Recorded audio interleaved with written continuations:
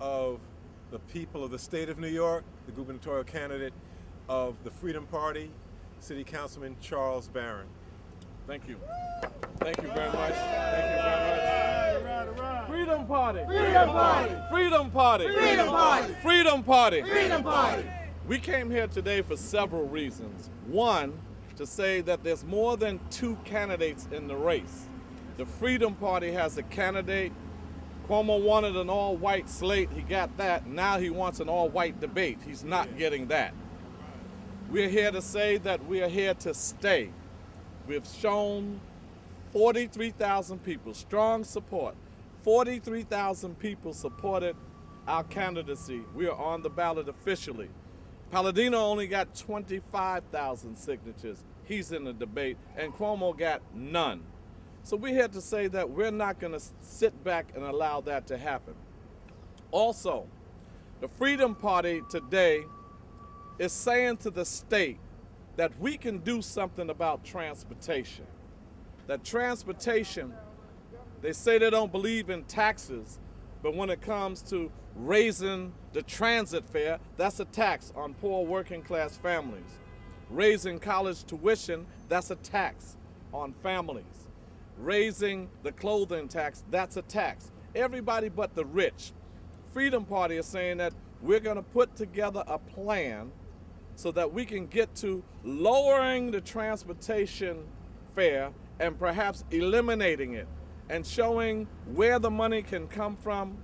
How do we get there? We have a gentleman with us who's nonpartisan but did an independent study on the transportation fare. He's going to come before you. But these are the issues that the Freedom Party will be standing for.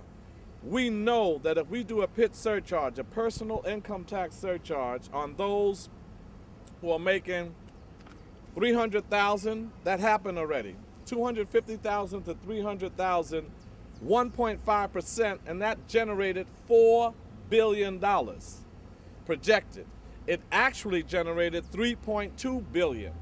They didn't go all the way up. Had they followed the advice of some of us in the state, and when you got to 500,000, 2.5%, 1 million, 3.5%, when you get to 10 million, 5.5%, you could generate anywhere from 8 to 12 billion dollars, and then dedicate 3 billion of that to lowering the transit fare. That's what they receive through the fare, $3 billion when you look at the fare. So we are going to further explore that fare. We have a gentleman here who could explain more, and then we're going to discuss some of the future plans of the Freedom Party, and we're going to discuss how Cuomo and Paladino should not be options for our community. They were missing in action for us. That's right. And now we should be missing in action for them on November 2nd. Cuomo nor Paladino did anything for the black community. And what they're trying to do is make it seem like they are worlds apart. They're very similar on policies, very different on personality. Cuomo hides away from the media. That's right. Paladino thrives in the media. Paladino is a racist, loose cannon that called the President of the United States a pimp and the First Lady a prostitute. But his racism or bigotry is quite obvious. Right. But benign neglect by Cuomo is another form of racism. That's right. When you have 50% black male unemployment, hear nothing from Cuomo. When you have stop and frisk to the tune of 500,000-600,000 innocent people, we hear nothing from Cuomo. When you have foreclosures that he helped facilitate when he was the HUD secretary because of his incompetency, we hear nothing from Cuomo. So Cuomo comes to Harlem 36 days before the election. Now he wants to talk to black people in Harlem 36 days before the election. We're not having it. We're not gonna fall for, we have to vote for the lesser of two That's evils. We're not voting for any evil That's right. anymore. We have an option. The Freedom Party is a real reason for our people to vote. We have an option now. We're gonna say vote for Charles Barron and Eva Doyle and Ramon Jimenez. When you vote for the Freedom Party ticket, you're saying that I'm voting for taxing the rich balance the budget off the backs of those who have it, not the have-nots. 63,000 people will be taxed, less than 1% of this state. We can balance the budget off of that, not off of closing down daycare centers, closing down senior centers, closing youth centers. We no longer can allow Paladino and Cuomo to say that they're going to cut 20% from spending. Cut it from where? We're bleeding enough. What else are you going to cut? We're cut to the bone. We're at the marrow. There's no way you can balance a $9 billion deficit by cutting alone. You have to raise revenue. Everybody knows that. Only the Freedom Party of these two major candidates will say we're going to tax those that have it. Only the Freedom Party is going to deal with the racism in the state. It permeates every institution. Look at Bloomberg's administration. The higher you go up, the wider it gets. It's like the Rocky Mountains, the snow on the top. It is racism that is causing us not to get our fair share of government. Look at the disparity in income. The Upper East Side, the median income is $72,000. The South Bronx, the median income is $19,000. Why? Why? Because the South Bronx is black and Latino, and the Upper East Side is white. Those kind of disparities, you're not going to hear it from Cuomo or Paladino. They have different personalities, but the same kind of policies, particularly fiscal policies. So the Freedom Party is not going away. We're out here to say that this is an alternative for our people. 50,000 votes, and we are a bona fide state-recognized party. 400,000 votes, and we have more votes than any third party has ever gotten. That's leverage. 1.6 million votes, and I'm the next governor of the state of New York, and that's power. That's right. Freedom Party. Freedom Party. Now we Freedom want Party. to talk about the study that was Right, done. we want to bring Mr. George Haikalis, who's from the Institute for Rational Urban Mobility, who will explain the study that he's done that speaks to the demand for free transportation in New York State. Thank you very much. I'm here representing our organization, the Institute for Rational Urban Mobility, and posted on our website, irum.org, is a study that we did about free public transit. And obviously, as is pointed out by the council member and others, you have to replace that revenue from some other source. The study we looked at was a combination carrot and stick. The carrot is to encourage people to use public transit by making it free. The stick is to discourage motorists from driving into the core of our city, core of Manhattan, which right now it costs nothing to drive into the core. We're saying if you put a cordon toll around the central business district and charge the prices that motorists in London are charged to drive into the center, you would generate the revenues to make the buses and subways free in New York City. And you would create tremendous benefits both for the riders of the transit system, but also for motorists, because there'd be far fewer of them.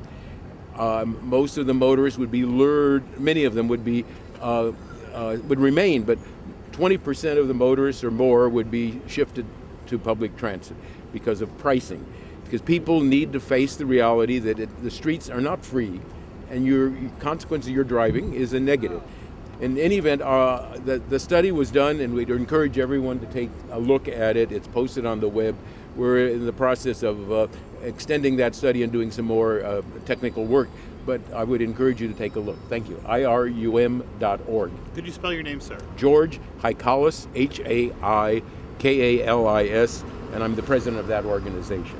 IRUM is a not-for-profit organization. We're not advocating any particular political candidate or party, but we wanted to explain our study, and we thank you for the forum to do that. Thank you very much. This shows that we're definitely the Freedom Party. Every issue that we have, free tuition is next, and free textbooks. We're talking to experts to show that we have substance, not mudslinging like Paladino and Cuomo, just throwing mud around and not bringing no substance on the issues. And in addition, to help us facilitate this free transportation or lowering the transit fare and abolishing the MTA is the state assemblywoman, Inez Barron, who's going to be our representative in the state. When I become governor, I'll let her move in the mansion with me. This is my wife, so I'm going to let her share the mansion. And we'll have the mansion for one day, because then we're giving it up to the homeless after that. Good afternoon. It's a pleasure to be here. Freedom Party! Freedom Party! Freedom Party! Freedom Party! Freedom Party! Freedom Party! I stand here in solidarity with those who understand that now is our time. We've got to make a move. We've been offered two people with different faces but the same plan, a plan that oppresses poor people. We have a program, we have a platform. We are saying that our party, which is led by African Americans and Latinos and open to all, will have a progressive program that will address the needs of our people. I stand here in solidarity, and I urge everyone, regardless of how you may have registered with the Board of Elections, to vote Freedom Party Line J on November 2nd. Freedom Party! Freedom Party! Freedom Party! Freedom Party! Freedom Party! Freedom Party! We're going to take questions, but one thing I do want to say, in terms of the role of the media, because we have this, we get the information out, then it's the question of the responsibility of you to transmit it. There cannot be democracy in New York State if people don't know that there's an option, that there's a choice. Right. And too many of the discussions that talk about the race for governor act as if there is no Freedom Party and act as if there is no Charles Barron. So we do what we have to do, but if you are supporters of democracy, then it's your responsibility to make sure that this message gets out, particularly the demand that Charles Barron be involved in any debate around the question of the run for governor. Now, questions for Councilman Barron, there was a tremendous amount of hope with the election of President Obama, but many analysts looking at this closely say there's been a lot of disappointment because this 2 years has been gosh awful on people. Do you think that your party is going to give people a sense that they should try to be active again? Is that what you're hoping, keep that base mobilized? Absolutely. That's why we're saying a real reason to vote. One person can't change policies in this country. So you can get the presidency, but if you don't control the Congress, the House, or the Senate, if you don't control the CIA, if you don't control the Joint Chiefs of Staff, if you don't control the National Security Council, then you're going to get the same kind of results. The Freedom Party is talking about a people's party and a people's movement, not just electing me governor, but building a movement from the masses, from the people up, so that we're in the streets, that we're going to make sure that we put pressure on this state to respect the rejected, to respect those that they left out of the formula. So it's not about just one person becoming governor, like it's not just about one person becoming president. We should have launched a movement to put pressure on Barack Obama to say that we got you in there, now do the right thing. Don't transfer the war from Iraq to Afghanistan. We don't want that kind of stuff, and we want to build a movement in this state. This is a movement from the bottom up, from the masses to the top. I wanted to ask you, is that why people have been saying they haven't felt relief? Is that why in your platform you're going for things that would have an immediate effect, like free transit? That's right. Free transit, free tuition, healthcare, universal single-payer healthcare. There's enough money in the state, a $136 billion budget, a $63 billion city budget. The problem is that we are unbossed, unbought, and uncontrolled by corporate interests. That's right. Both of those candidates are controlled by corporate interests. They're going to do the bidding of the corporations. We're not.